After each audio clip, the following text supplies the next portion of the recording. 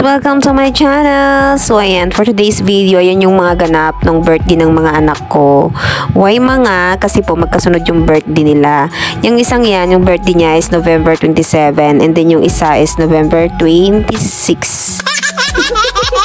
At syempre guys, nag-start ako mag-celebrate ng birthday nila is November 26 para pagkadating ng November 27 ng 12 o'clock in the morning, mag-celebrate ulit kami ng another birthday dun sa bunso namin. Hindi na ako nakapag-take ng video kung paano ko naluto yung mga yan. Actually, ako lang talaga nagluto ng mga yan kasi wala naman akong ibang katulong magluto.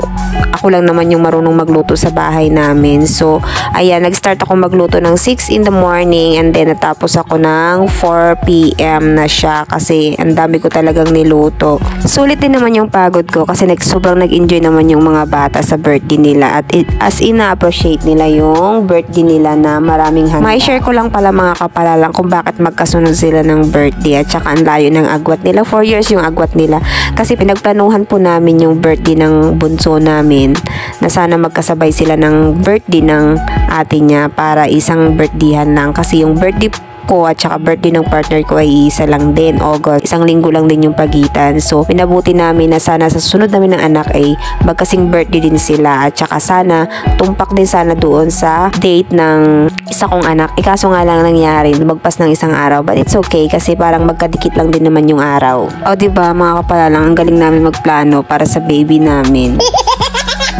So yun na nga mga kapalalang, sobrang thankful ko talaga sa mga kapatid ng partner ko kasi sobrang effort talaga nila pagdating sa mga pamangkin nila. Yung malaking cake na yan, bili po yan ni Ate Maylin and then yung maliit po, bili po yan ni Kuya John. Si Kuya John po ay partner po yan ni Ate Mitch. And then yung nag-decorate po ng birthday decoration dyan sa pader na yan is si Ate Maylin po yung nagplano niyan. Kasi magaling talaga siya dyan at saka matyaga siya mag-decorate. Tinulungan lang siya ni Ate Lucy mag-pump ng balloons. As in manual talaga na pump mga kapalang. Ginamit talaga nila as in yung bibig nila pag-pump ng balloon. So ayun na mga kapalang, sobrang pagod ko na talaga dyan. Napaupo na lang talaga ako sa sobrang pagod kasi hindi na ako makapagpahinga. As in yung pahinga ko, ikarga ko sa anak ko kasi medyo masama talaga yung pakiramdam ng anak kong bunso na yan. Actually matagal na silang may sakit, 1 week na silang nagkasakit. Sabay sila ng ate niyang may birthday din.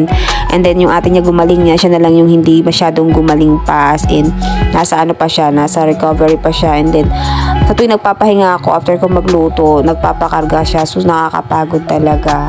Actually mga kapalalang, hindi pa talaga ako usually tapos magluto niyan kasi may dapat lulutuin pa akong minudo. Hindi ko na siya tinapos kasi sobrang pagod ko na. And then dumating na sila Ate Maylin and Ate Lucy, nag-decorate na sila ng hindi na ako makakilos dahil masigip ka dito sa bahay. So gusto ko kasi pag nagluluto ako maluwang kasi padaan-daan ako. Lalo na yung lutuan namin nasa labas ng bahay. So di ba nakakapagod, tapos yung kusina namin nasa loob ng bahay.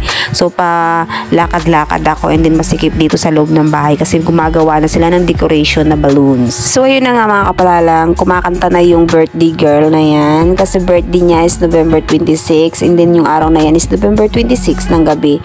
So kumakanta na siya. So ang celebration niyan mga kapalalang hanggang kinabukasan yan kasi antay namin yung birthday ng bunso namin. Wala naman kami masyadong gaanong bisita. Yung mga bisita ko lang naman is yung pamilya lang talaga ng partner ko. Sila lang talaga. Wala nga akong kamag-anak sa aking side na dumalo dyan kasi wala naman talaga akong kamag-anak dito sa Pampanga. Mag-isa lang ako. Kaya yung halos lahat ng kamag-anak na nandyan is yung kamag-anak ng partner ko and then yung mga friends ng partner ko. May isa man ako pumuntang kumari ko dyan. Yung friends ko yung sa work ko before. Yan, pumunta siya dyan. So, saglit lang naman siya. Umuwi din siya agad. So, ayun na nga mga kapalalang. Inopinan ng anak ko yung gift ng Auntie Maylin niya sa kanya kasi susuotin niya yan. Kasi wala siyang damit pang birthday. So, buti na lang nagbigay ng regalo yung auntie niya. Thank you so much Auntie Maylin sa gift. So ayun na nga mga kapalalang, dumating na yung co-work ng partner ko kasi out na sa trabaho. So ayun na nga, nag-start na silang mag-inuman. Katatapos lang nilang kumain dyan. So nag-start na sila para mahaba-habang inuman din. Kasi out nila is 8 p.m. na. So dumating sila sa bahay mga 9 p.m. Inumpisahan na nila agad mag-inuman nung pagkatapos nilang kumain kasi nga may mga work pa sila kinabukasan. So yung work nila is 8 in the morning. So anong oras na sila? Actually natapos sila mag-inuman dyan mga alas 2, alauna. Hindi ko na matandaan kasi naglinis ako ng bahay, alas 3 na yata yun, mag-alas 4. So ayun na nga mga kapalalang, sa mga oras na yan is alas 12 na. So mag-blow na naman ng candle yung bunso namin kasi birthday niya na November 27 na birthday niya na kailangan niya na mag-blow ng candle. Actually yung cake na yan hindi pa na binabawasan yan kasi kailangan inantay namin dumating yung birthday niya.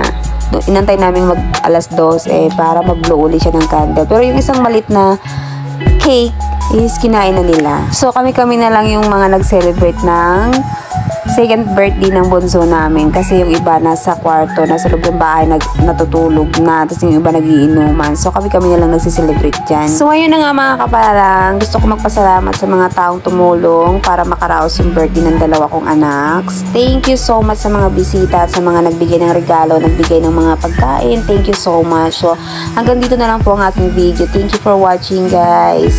Please don't forget to like and subscribe. Bye-bye!